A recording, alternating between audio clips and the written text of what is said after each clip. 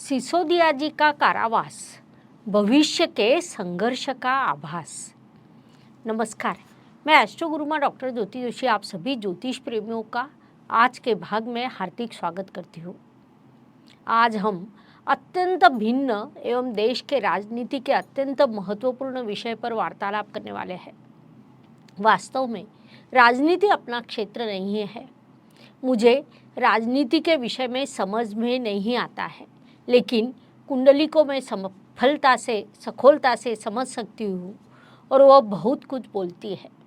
इसीलिए समय समय पर हम राजनीति की घटनाओं पर ज्योतिष के दृष्टिकोण से भाष्य करते हैं। ज्योतिष अध्ययन के लिए भी ऐसे विषय अत्यंत महत्वपूर्ण माने जाते हैं।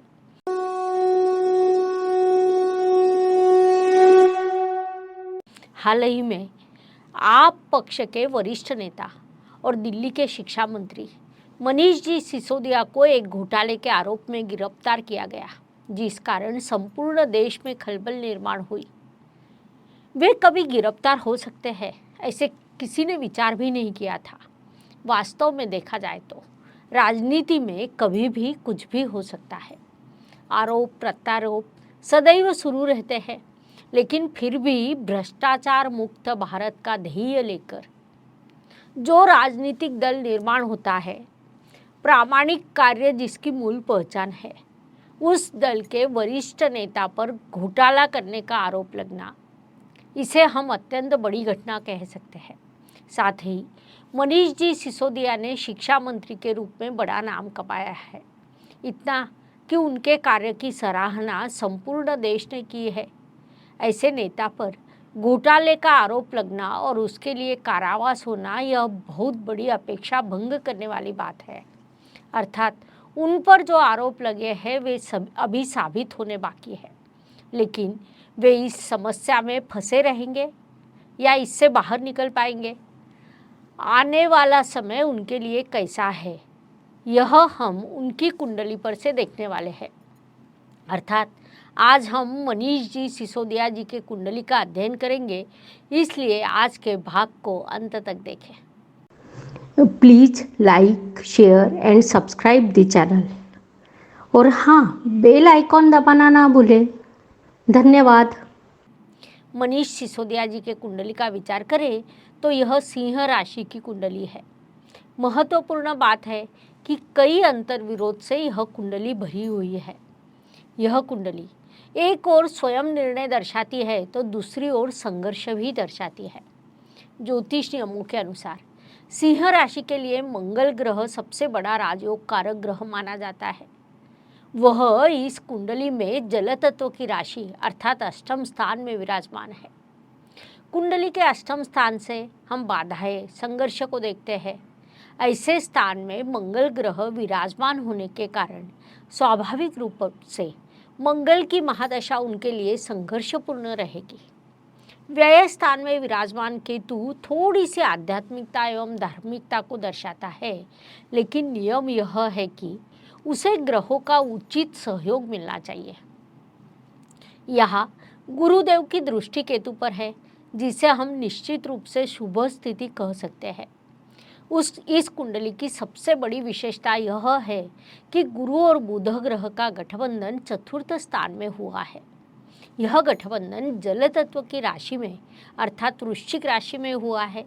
जैसा हमें पता है कि गुरु ग्रह ज्ञान का तो बुध ग्रह बुद्धिमत्ता का कारक माना जाता है। बुद्धिमत्ता को जब ज्ञान का साथ मिलता है तब मनुष्य उस पद्धति से प्रबल होता है। वह अत्यंत ज्ञानी एवं बुद्धिमान माना जाता है। एक प्रकार की अलौकिक वाचा शक्ति उसे प्राप्त होती है। अपने विषयों को उचित पद्धति से सबसे सामने रखने का कौशल्य उसे प्राप्त होता है। इस कुंडली की एक और विशेषता है कि राशि स्वामी रवि ग्रह पंचम स्थान में अर्थात धनु राशि में विराजमान है, जिस कारण अग्नि तत्व का ग्रह अग्नि तत्व की राशि में यह स्थिति निर्माण हुई है। साथ ही कुंडली के पंचम स्थान को हम इष्ट देव का स्थान भी कहते हैं, जिस कारण कुंडली में रवि ग्रह को विशेष महत्व प्राप्त होता है। साथ ही राहु ग्रह उपचय स्थान में विराजमान होने के कारण वह भी शुभ अवस्था में है। महादशा का विचार करें तो मनीष जी सिसोदिया को राहु ग्रह की महादशा शुरू है। इस कुंडली में राहु ग्रह मकर राशि अर्थात षष्ठ स्थान में विराजमान है। यह विराजमान राहु बड़ी सकारात्मकता प्रदान करता है, लेकिन किसी एक चीज पर सकारात्मकता या नकारात्मकता तय नहीं होती। राहु ग्रह शनिदेव की राशि में विराजमान है और ज्योतिष नियमों के अनुसार वह सदैव शनि के समान फल प्रदान करता है, जिस कारण ही हम शनि सम राहु ऐसा कहते हैं। शनिदेव की आज की स्थिति को भी देखना हमारे लिए आवश्यक रहेगा। शनिदेव के गोचर के अनुसार इस कुंडली में बड़ा बदलाव हो रहा है। उसे हम अष्टक वर्ग के माध्यम से समझने वाले हैं। अष्टक वर्ग में बिंदु दिए जाते हैं और उन बिंदुओं से संबंधित ग्रह का सामर्थ्य, शक्ति, सकारात्मकता एवं नकारात्मकता देखी जाती है। इसीलिए शनिदेव का विचार यहाँ प्रभावी रहेगा। वास्तव में शनिदेव ने जिस दिन कुंभ राशि में प्रवेश किया वह उनके लिए अत्यंत नकारात्मक स्थिति साबित हुई, क्योंकि मनीष जी सिसोदिया जी के कुंडली में शनिदेव ने कुंभ राशि को केवल और केवल एक बिंदु दिया है। कुल 8 बिंदुओं में से केवल एक बिंदु प्राप्त होना यह नकारात्मक स्थिति मानी जाती है। यह स्थिति बड़े संघर्ष को दर्शाती है, क्योंकि कुंडली का सप्तम स्थान व्यवसाय या भागीदार या जीवन साथी को दर्शाता है। साथ ही व्यवसाय के प्रतिस्पर्धियों का विचार भी वहीं से किया जाता है। वहां से शनिदेव का गोचर शुरू है। अष्टक वर्ग में उस स्थान को केवल एक बिंदु दिया है, उसे हम नकारात्मक स्थिति कह सकते हैं। अष्टक वर्ग में हम मुख्य रूप से 2 चीजें देखते हैं, एक है सर्वाष्टक वर्ग और दूसरा है भिन्नाष्टक वर्ग।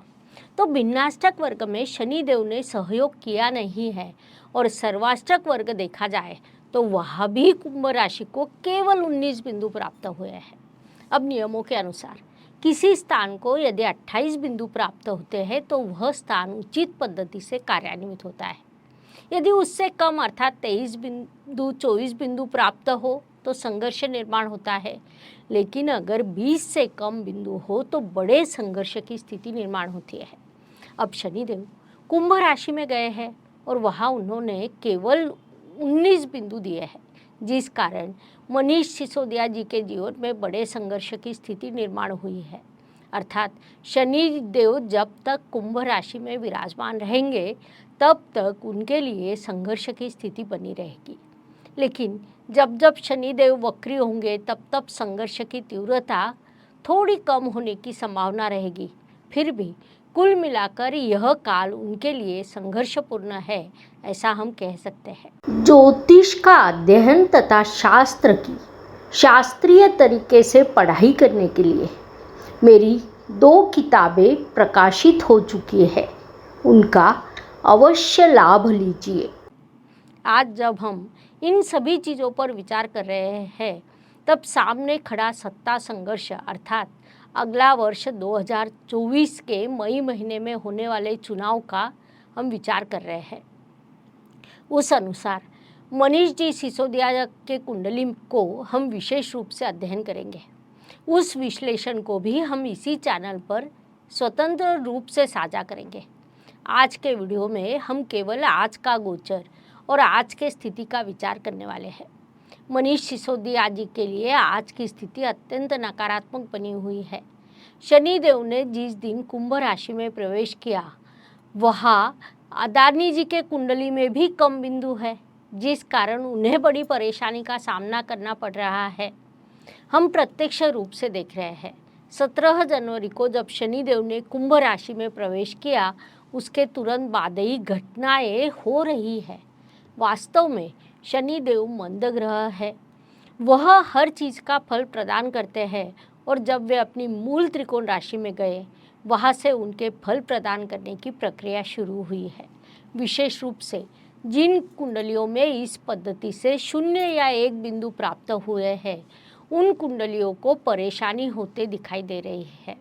तो अब मनीष सिसोदिया जी के कुंडली पर बात करते हैं। सर्वप्रथम ग्रहों के राजा रवि, ग्रहों के गोचर को देखा जाए तो वह भी कुंभ राशि में विराजमान है। तो प्रश्न यह उपस्थित होता है कि रवि देव ने कुंभ राशि को कितने बिंदु दिए हैं?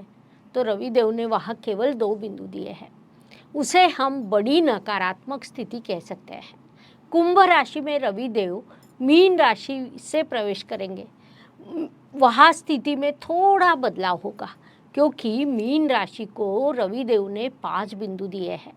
अर्थात मीन राशि में जब रविदेव का प्रवेश होगा तो उस काल में उनको बेल मिल सकती है, लेकिन उसके बाद उन्हें फिर जेल जाना पड़ सकता है और पुनश्च उनकी बेल होगी। इस पद्धति से उनके जीवन में उतार चढ़ाव शुरू रहेंगे। इसके बाद हम मंगल ग्रह का विचार करते हैं। तो मनीष जी सिसोदिया के कुंडली में मंगल ग्रह अत्यंत महत्वपूर्ण है।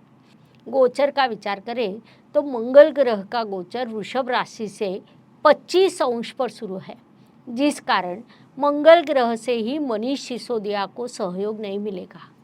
आज के गोचर की दृष्टि से आगे जाकर बुध ग्रह का विचार करें तो बुध ग्रह की यात्रा कुंभ राशि से शुरू है।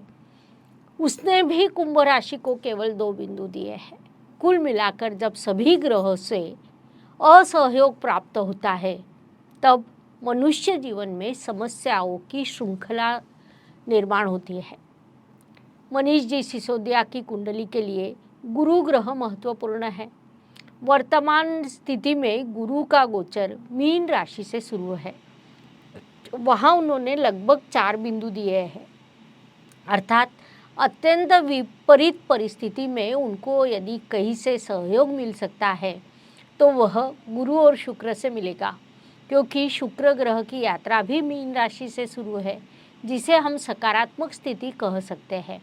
जैसा हमने शुरुआत में ही देखा कि शनिदेव द्वारा कुंभ राशि को केवल 1 बिंदु प्राप्त है। जैसे ही शनिदेव ने कुंभ राशि में प्रवेश किया, वैसे ही मनीष जी सिसोदिया के जीवन में संघर्ष की स्थिति निर्माण हुई। कुल मिलाकर हम निष्कर्ष पर विचार करें तो मनीष जी सिसोदिया के लिए अगले 2-2.5 साल अत्यंत कठिन रहेंगे। कई उतार चढ़ाव उनके जीवन में लगातार शुरू रहेंगे। कई दिनों तक उन्हें जेल में भी रहना पड़ सकता है।